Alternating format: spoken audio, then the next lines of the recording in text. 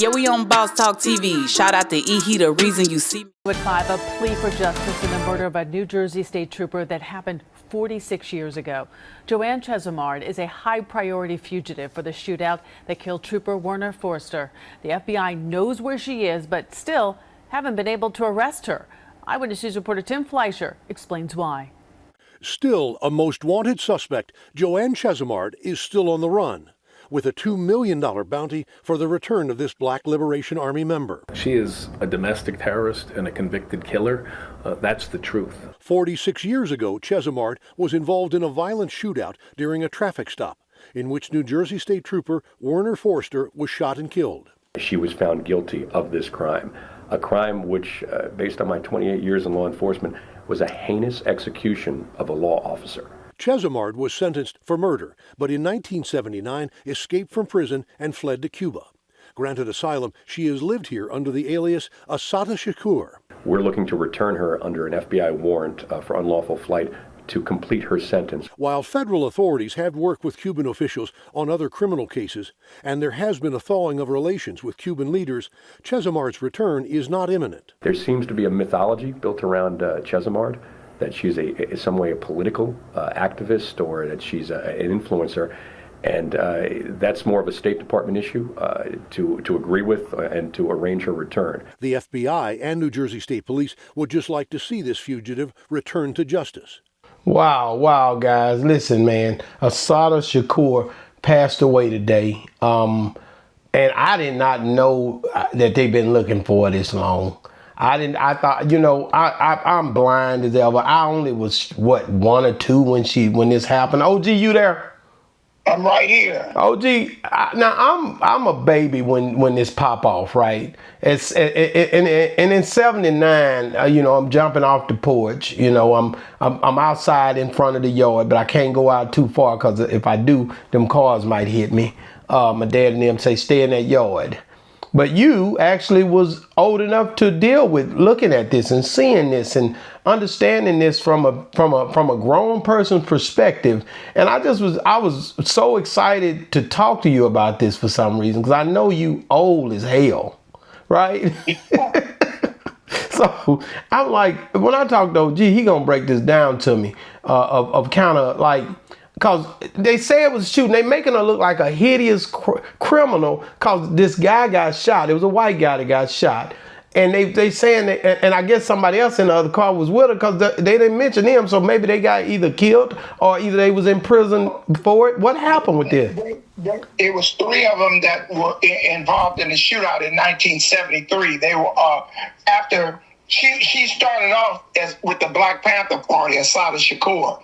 But before her name, she was Joanne Byron, I guess, at that time. Yeah. She was with Panther Party, and she had come to California with H. Rap Brown. Okay. And, her and Kathleen Cleaver and Elaine Brown of the BPP, the Black Panther Party, were instrumental in a lot of things being formalized in New York, New Jersey, and the East Coast. Right? Okay. And so she became prevalent, and after the Black Panther Party had kind of been disassembled with the COINTELPRO, she got together and they started the BLA, the Black Liberation Army. Okay. And that was one of the offshoots of I can't think of his name, came out of prison, and they kidnapped Patty Hearst. Patty Hearst was a billionaire's daughter in SINQ, the Black Liberation Army. He came out, Death Row Jeff out of San Quentin, got them together and started the Black Liberation Army. And she changed her name to Assata Shakur. And they were, as I remember, it was a robbery, and they were fleeing a robbery, and they were chased by the New Jersey police, and they got in a shootout with a state trooper. And one of the state troopers, allegedly, another trooper shot him, and they accused them of the murder. Wow. So she was arrested, and I think she was shot in Yeah, I heard she was shot in the mix of it too. She was shot in the incident, and I can't think of the brother's name that got killed, and they ended up giving her I don't know, it was the death penalty or life sentence. She was sentenced to life in a prison, and in 1979, with the help of some more Black Liberation Army, I think she was coming out on appeal or in prison, and she escaped. And she escaped in November 1979, and from Clinton Correctional Institute for Women, took the guards as a hostage and used a band to free Shakur. Wow. She got asylum. She went over to Cuba, and she exiled in Cuba, and Fidel Castro granted her political asylum in 1984, and she's been living in Cuba ever since. And they had a $2 million bounty on her head, but as long as Fidel was alive, she had asylum, and they could not even filtrate in there to. This is how Tupac and his mother got the name Shakur. Wow. Assata Shakur. So that's how the name comes. Assata Shakur, which they say was his godmother. That was his step aunt to rapper Tupac Shakur, who viewed her as a godmother. Wow, and so this is how deep it gets when it comes down to Tupac, man. His cause and his bloodline ran deep when it come down to the movement of the Black Panthers, as everybody know. But just the way that this thing was, even his mom, whether she was doing drugs sometime or whatever, they stayed true to the Black Panther situation, right? Well, a light to that, Tupac was so into the struggle. When Assata Shakur was arrested, they arrested Tupac's mother also, and Tupac was born in jail. And this was all tying in with that whole situation. Yes. Boy, hey, listen, that's why I got you on Boss Talk. That's the kind of stuff. This the first time you done did your job in 3 years. But yesterday you was trying to replace me with Jimmy the Cricket. No, say, boy, you got a hell of a comeback, boy. You came back, man. I want to say rest in peace to her, man. She passed away today. And man, listen, man, she was 78, man. So really, she lived her life out, kind of like Derrick Groves is shooting for right now. You know,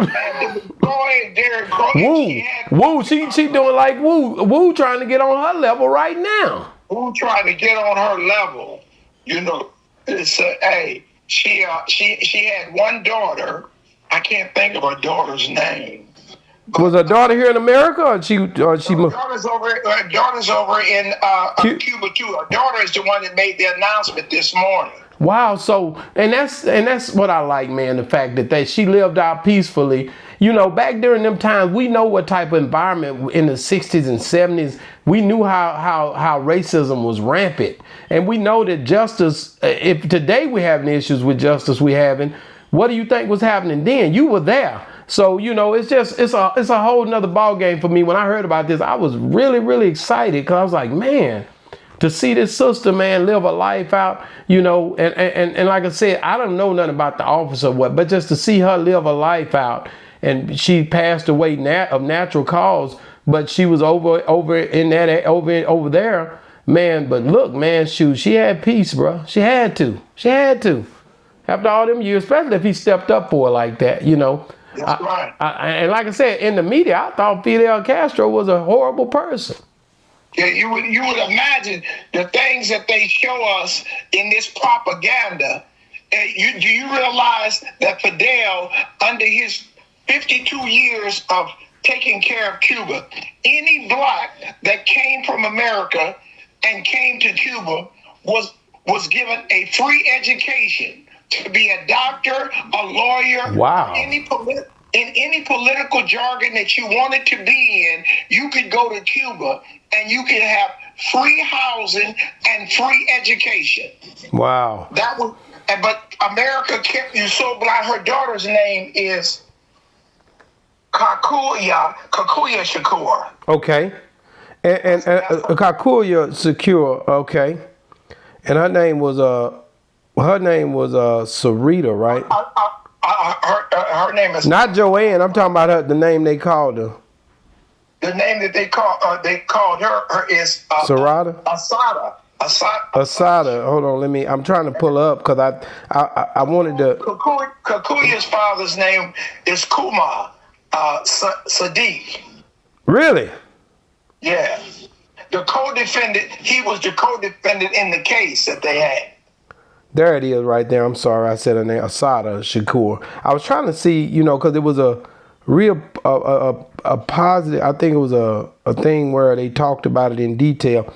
Fox made it sound real bad. I was like, man, they were there. So a lot of them was kind of, relieved that she passed away. Probably. I'm not trying to be funny, but Assata she was an activist in 1979, man. And you gave me the whole spiel on it. I was just trying to see some kind of article on just kind of how she died and just her daughter's announcement on it. But she died of natural causes and age. Yeah. Well, you only promised 10, man. So everything else after that, they say is pretty much, we running over, cup pouring over at that point. We're promised 120 years. Okay. In the Bible, in Genesis 6, it says, when God's sons took man's daughters because they were pale, and he saw that God's spirit could no longer dwell in man, he cut man's life expectancy to 120 years, not 7. What, 10? But then Methuselah lived 967 years. Yeah, he was way up there. He's the oldest one recorded in the Bible, right? That's King, Methuselah.